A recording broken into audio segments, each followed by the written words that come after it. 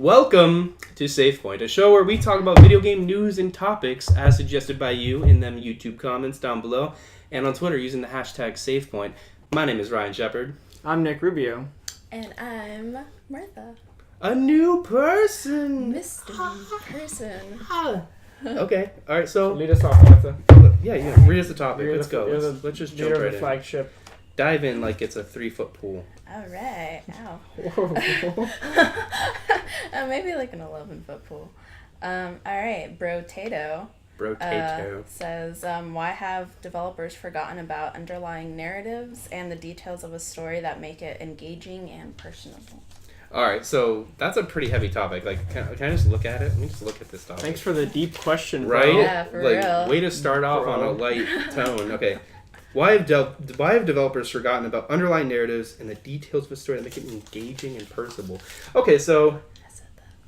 Yeah, I mean, you said it. I had to say it for my own sake, That's called buying time. It's like, just like when you repeat the question back because you still don't know what you're going to say. Call of Duty is a perfect example of developers forgetting narrative to show a game. I don't think, as much as people like to say they love the Call of Duty narratives, I don't find them entertaining. But they're not even as bad as, like, Battlefield is, for instance. Yeah, no, Battlefield's terrible. But, like, those sorts of games where it's not even a story as much as... I know people who played every Call of Duty game that's ever existed, and they don't know... Yeah, they don't know anything about the story. Who's Soap? Isn't that something you wash yourself with? But I mean, I did enjoy them to, I don't know, but it's like the equivalent of like the Expendables, right? Yeah, it's like, a fun It's game. an action thing. Yeah, But it's like not you don't really Bioshock play it for the Infinite. story. Right. But like Gears of War had a bit more of a storyline than any of the others. I would right? even say so. Like, and that's actually a really good example because like this on the surface, Gears of War is like muscled, big-headed, big-gunned guys, but there's actually a lot going on to the story behind it. I mean, there were a lot of the characters did have a lot of depth as far as Marcus did, and there was a little bit of play with. I think the deepest person who had the most depth.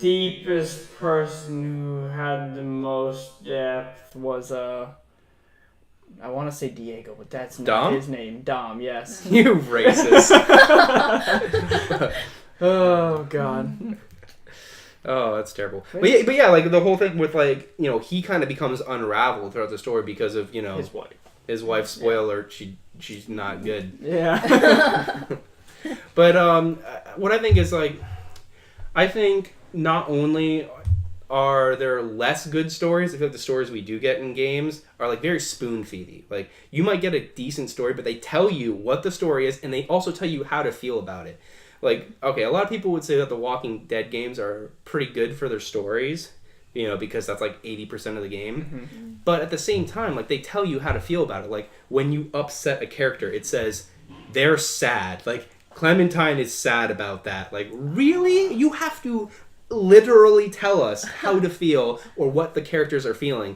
When they did a decent job emoting, like, you can tell when a character is upset. Why did you need to put a little tagline in there? Especially in games like Baldur's Gate, where like there were no facial expressions, you couldn't see those faces, and you had to know that you just pissed off some bartender and he was probably going to kill you. Yeah, that's good to know. And we were talking about this, and one of the things that like so there's games like Gone Home. Like, do you know about Gone Home? It's basically like a click-through adventure. Okay. And sure, that might have a good story, but I feel that it's kind of cop-out-ish because it doesn't use video game to tell a story. It just tells you a story. Like, if you were watching a movie and they just put up text from a book, you'd be kind of upset, right? You're like, I came to see things, not read. And I feel it's the same way with video games. Like, I think a story should be told through gameplay elements. Like in the Halo games, there was a lot going on in the underlying background. Like there was the feeling of like the rain and like the music and everything. It's like it on a very small, subtle way it contributed to the story.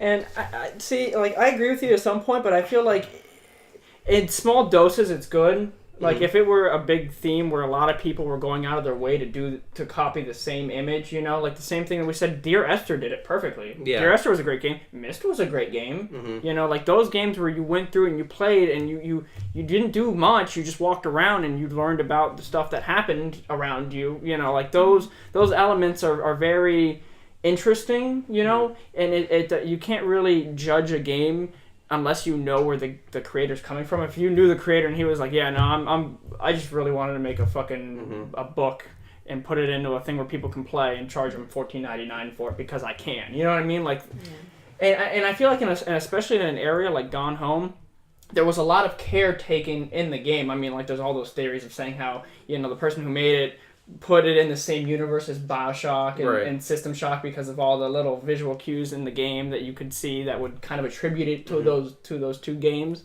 So, I mean, I felt like there was a lot of care in it, and especially put into the story and how you went through it, that made it more of a game than, say, if you played a visual novel. Right. You know, I mean, at the same level, it's kind of like saying, is a dating sim a game where you're just reading text and choosing? No, you have a good point. There's a place for it. There's a place for it, but I don't think it should be like this, like the mainstay. Like, that shouldn't be the staple. But no, there's definitely a place for it. But I mean, as to the question, which is why do you think? Do you think it's just that they don't? I think that maybe the developers think that gamers don't care.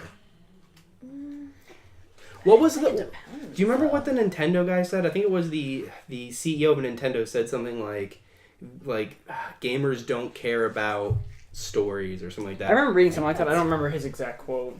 It wasn't. No. It might not have been that. I feel like that's wrong. It wasn't. I don't think it was that blunt, but he pretty much said that, like, they're saying that, like, games like, you know, Mario and stuff where it's very fun and it's very enjoyable on a very simple level. They think that's like what the essence of gaming is. But I don't think that's necessarily true. I think the games that leave the most impressions are probably the ones where the story affected you, know? Well, that's kind of, you know, the basic just 2D Mario kind of games is where it all started out. But as they grow into it, you know, more elements come out, and that's what makes it more interesting to people now. I mean, as like even just as a media, it grows over time. But I think like it kind of films were black and white slapstick, hit some guy with a fish, and you know, and now it's what it is now. Those are great once in a while. Yeah. But I mean, I think it is that sort of thing where it's like, if it worked before, it probably still works now. But I think we should move on because we talked about that for like 40 years of our lives. But thank you, Brotato, for that question. Yeah, this is from Jason O'Malley. This dude has like been watching us like since the beginning. He's an awesome guy. Super fan. Yep.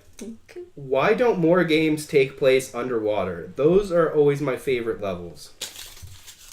I can only truly think of like one game that stood out to me so much that's been underwater, and that's been BioShock, and that's like the only thing I can really think of. I mean, there are games with underwater levels. Or games that's where like your Mario. You go and, you know, like there's the submarine level in Wolfenstein, but you don't even see the water most of the time in that. Or like, you remember the underwater caves in Pokemon? Yeah. Like, all the Pokemon games have those. Yeah. I remember too. Like, I didn't play any of them, but Ruby and Sapphire, they had places where you could actually swim underwater, and they had like seaweed as grass, right? Yeah. So and then it sort of played into it because I think in Ruby and Sapphire, there was a gym that you could only get to if you went underwater. Like, there was no other way to get. You had to go through the underwater caves. But the other half is terrifying. The other half is video games where the water is scary. There's stuff in there that you don't want, and I don't want anything to do with it. That's like a big fear of mine. I don't know why any game I'm playing where you have to swim through the water, I'm like, done. It's over. Honestly, like R.I.P. I'm gonna get ate up by a megalodon. You know, there are some of the games where if you jump into the water, you die too. Right? There are a lot of never made sense to me in the Grand Theft Auto games ever. Like, I can't swim. Or you know what the shitty thing is when they finally added in and they act like they did you a favor. Like, I think in the newest Assassin's Creed, they're saying that there's a swimming element, and like I don't think any other ones had that. Is that Assassin's Creed I'm thinking of? I don't know. I think I mean, you'd have to because it's all about boats, but I'm pretty sure the other. No, I know. I think that one. No, what am I thinking of? There's a game where they said they just introduced it. It's definitely not Grand Theft Auto because that's been in since 4. No, it's been in there for a while, but I don't know. But you see that and it happens, and it's happened more than once before. They're like, no, you can swim instead of just dying. You know, the only other games I can think of that have like underwater levels are like games like Legend of Zelda Ocarina of Time with the water temple, the demon that water temple was. I mean, water levels are always hard. Yeah, well, I think it's because you have to mimic the whole 3D space as so much a 2D space, you know? Like, I don't know. It's painful too because, you know, in Legend of Zelda, you know, walking or running takes so long. You have to roll all the time, roll everywhere. So when you actually go underwater, it's just so much more painful to get from place to place. And of course, there's always the whole breath timer where you get murked if you don't do it fast enough. Water tunic. Yeah. Oh shit! All right, I don't know. Yeah, Jason, tell me more games that have underwater, like actual underwater full scale games, because I can't think of too many. Keep your feet on the ground. That's what I have to say. What were you gonna say? There's one called Endless Ocean that was for Nintendo where it was just wasn't that like for the Wii and like you it was like an underwater aquarium game, right? Yeah, like all you do is I believe you're just like a scuba diver and you just go exploring in the ocean, but it's a little bit cartoony too, so it's not as capturing. Well, it was for the Wii. Yeah, so much you can do for that. Yeah. Let's move on to a third topic. Wait, okay, I had that right. Scott at Compton75 Scott on Twitters. He's the first. I haven't seen him. Yeah, that's the first time. Question submitter person. Thank you. How about video games as an art form? Personally, they've always been an art form to me. Right, but it's like people treating them like an art form is very recent, I think. Yes, that is definitely something people have a hard time. I mean, even who's that one really famous film guy who was like dating Oprah and like he was the guy who invented like the whole thumbs up, thumbs down for movies. Roger Ebert? Robert Drew Ebert. He said video games will never be an art form and they're terrible, and that I do not agree with. Yeah, no. Yeah. That's absolutely terrible. I mean, there's so many things you can call art too. Video games are probably one of the top.